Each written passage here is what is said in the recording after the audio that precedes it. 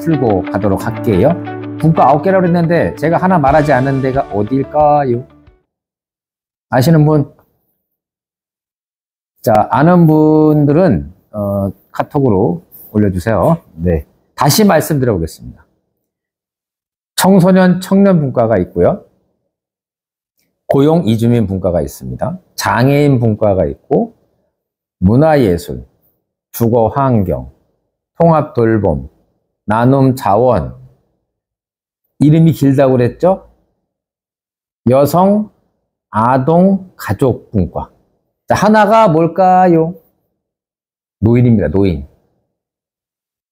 내가 모를 줄 알았죠? 알고 있었습니다.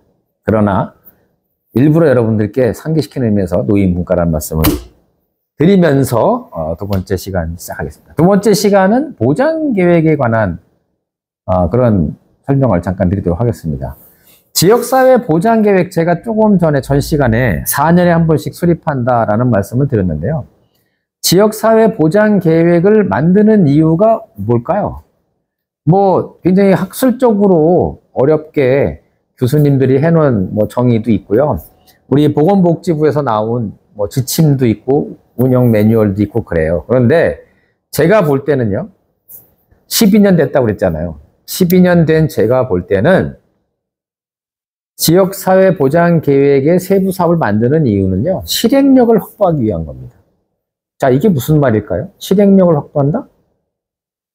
지역사회 보장계획에 들어가면 4년간은 해당 계획을 특별한 사유가 있지 않는 한 시행을 해야 됩니다.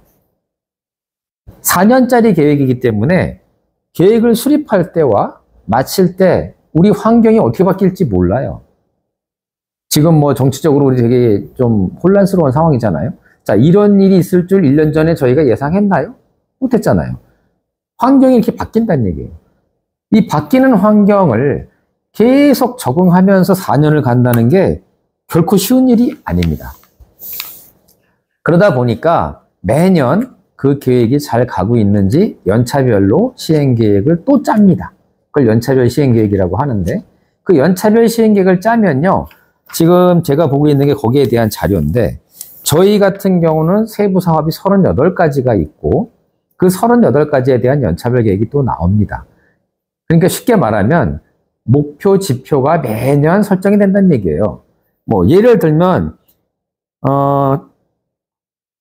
청년 취업 프로그램 운영에서 참가자 수를 40명이었던 걸 100명으로 상향 조정하겠다. 이런 식으로 목표를 바꾸는 거예요. 왜 바꾸겠어요? 그 세부 사업이 잘 시행되게 하기 위해서 현실적으로 맞게 바꾼다는 얘기입니다.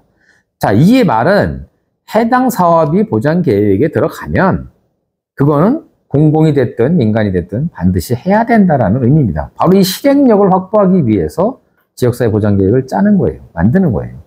그러면 우리 입장에서는 어떻게 해야 돼요? 정말 우리 지역에 필요한 사업이 있다면 이 지역사회 보장 계획에 들어갈 수 있도록 민간에서도 관심을 가지고 계획을 수립할 때 참여해야 된다는 얘기입니다. 물론 여러 가지 제약 조건이 있어요. 예산상의 제약이 제일 크죠. 우리는 정말 하고 싶은 일인데 예산이 없다거나 많은 예산이 들어가면 어렵습니다. 그 다음에 중앙에서 하고 있는 사업이거나 경기도에서 이미 하고 있는 사업을 여기다 또 넣을 필요가 없겠죠. 당연히. 우리 지역에 필요하고 우리 지역에서 하는 것이 여기 들어가야 되는 겁니다.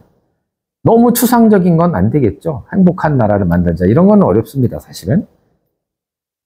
시행될 수 있는 거래야 되고, 또 하나는 아주 단순한 거, 예를 들면 다리를 하나 넣는다든지 건물을 하나 짓는다든지, 자, 이런 거는 물론 지금도 있긴 있습니다만 앞으로는 지양을 해야 된다. 그거는 그냥 하는 거니까요. 그 다음에 또 하나는 이런 것도 있어요.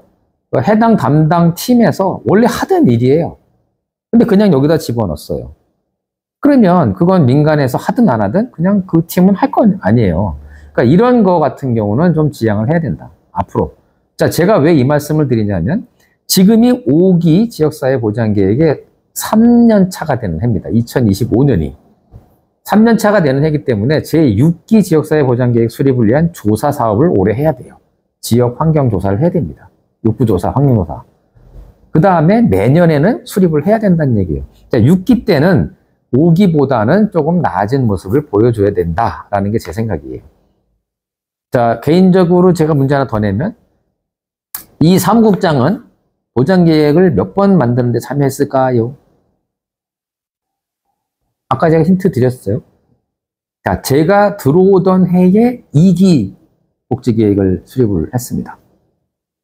그럼 대충 나오죠? 네. 지금 5기라고 그랬잖아요. 자, 요거는 만약에 문제를 냈는데 틀렸다.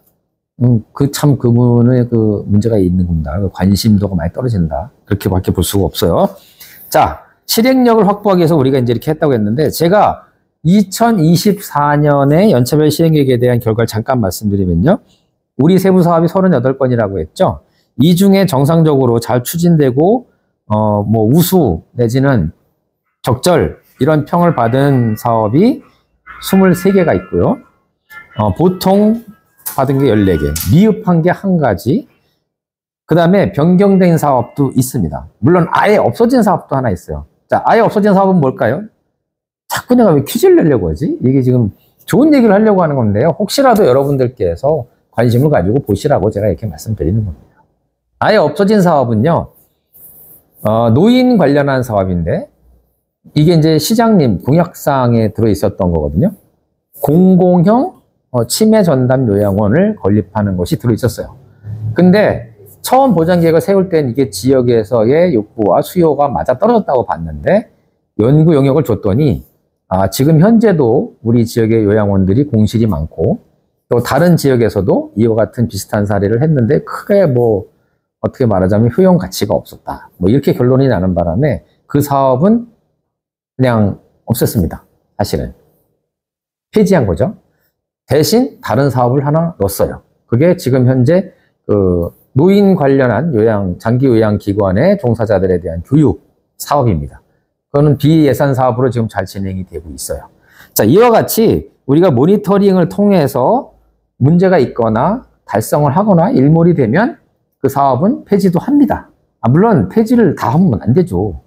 그럼 잘못 짠 거예요. 그렇게 되면 이 계획 자체를 잘못 짠 거예요. 1, 2년 만에 폐지될 사업을 여기다 다 넣어놓으면 어떡하겠어요. 그거는 아니고요.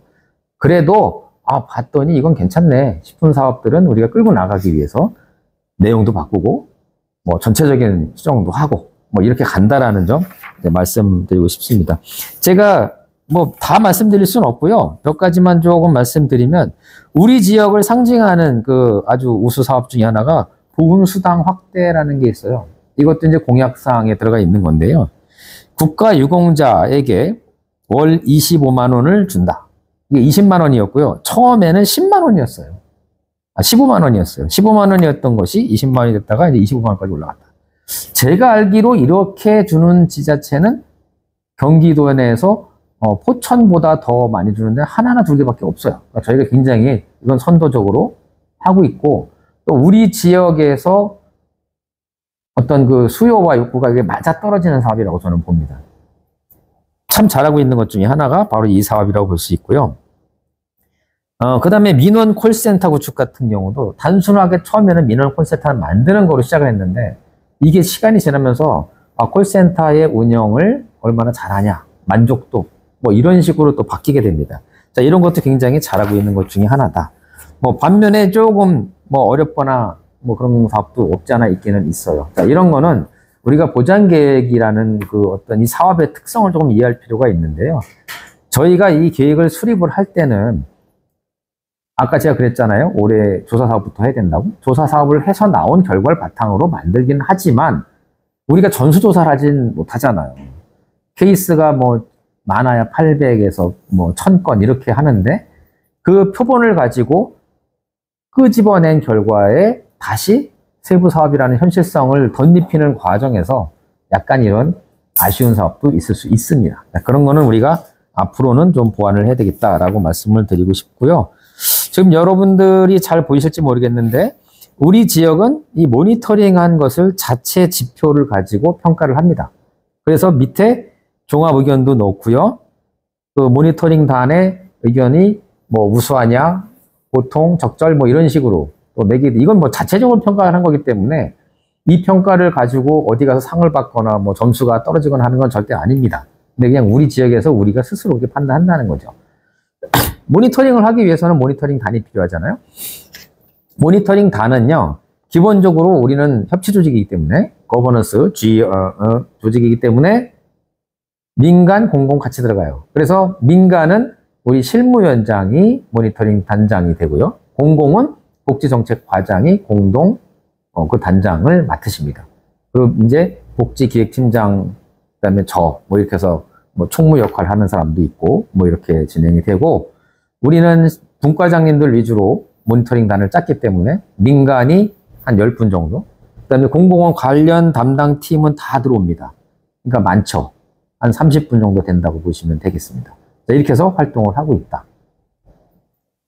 자, 오늘은 간단하게 보장계획에 대한 얘기를 한번 여러분께 드려봤는데, 올해 조사 사업을 해야 되기 때문에 제가 다시 한번 강조 드리고자 합니다.